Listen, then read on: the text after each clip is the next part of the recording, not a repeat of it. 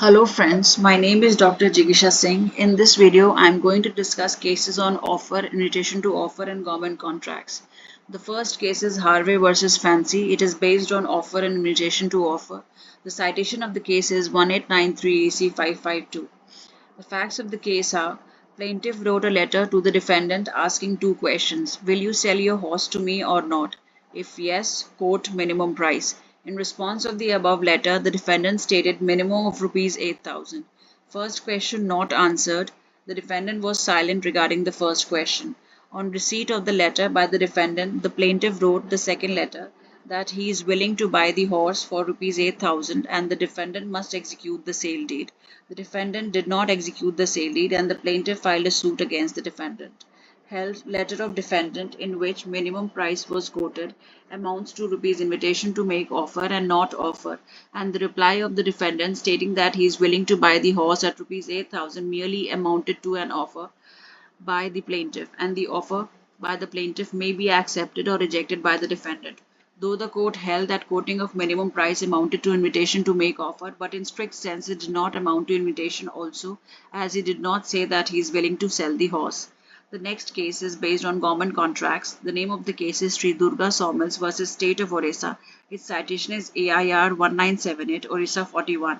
The facts of the case are: the first party is plaintiff, the second party is defendant, which is the government. The defendant threw a public notice intended for a sale of the forest, being the bid of the plaintiff highest, the same was accepted provisionally. It was further forwarded for final confirmation. Since the former official was not authorized to enter into contract, first condition of the notice was: once bid accepted provisionally, plaintiff shall not withdraw the offer. The condition was known to the offerer. In spite of the knowledge, the offerer wrote a letter to the government that he is hereby withdrawing the offer. The offerer has deposited a security amount which was not refunded to him.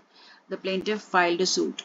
The offerer can withdraw the offer after provisional acceptance, but it cannot be done under two exceptions. Once it has the prohibition clause has a force of law, or the prohibition clause is supported by consideration and its forfeiture is in the knowledge of the offerer.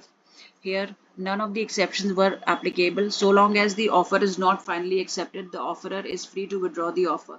The government argued that it cannot withdraw the offer and is bound by the contract. Since the government was unable to prove that the contract falls under two exceptions, offerer was not bound by the contract. Before final acceptance, offerer always free to withdraw the offer because there is no legal relationship.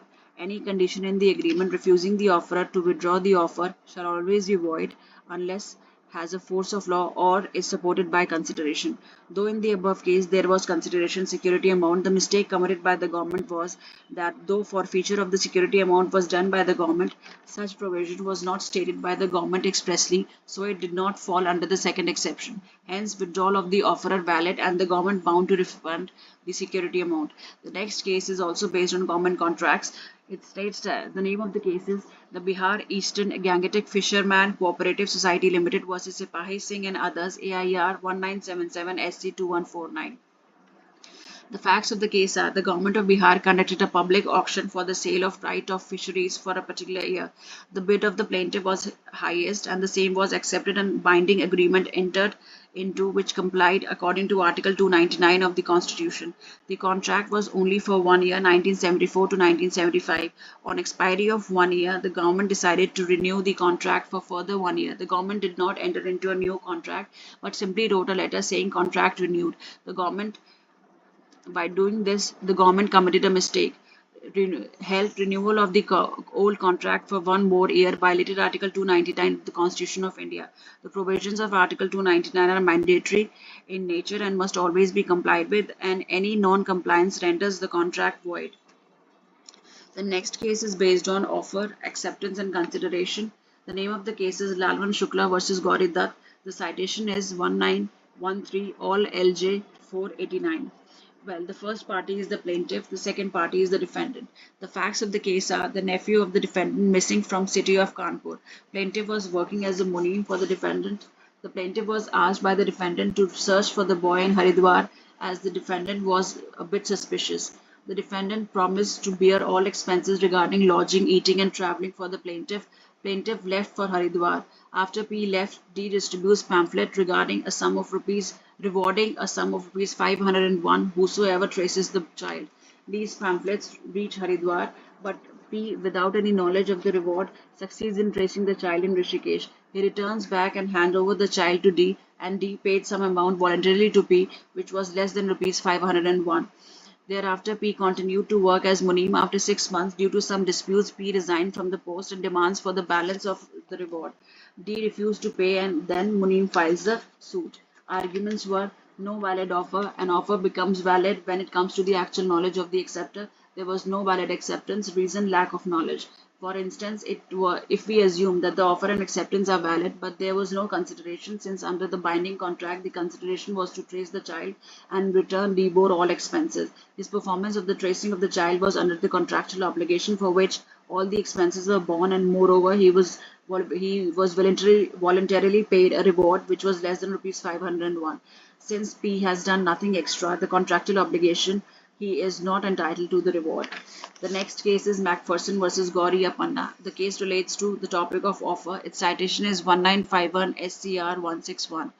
The facts of the case are: plaintiff wrote 3 letters to the defendant. First letter said, I am willing to buy a horse for rupees 6,000. Defendant remained silent to this letter.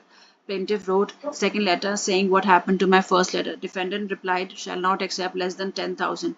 Plaintiff wrote third letter. It said, I am willing to buy your horse for rupees 10,000 and you shall execute the sale deed.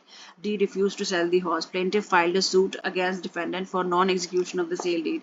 Held. Third letter of the plaintiff amounted to offer in the process of invitation.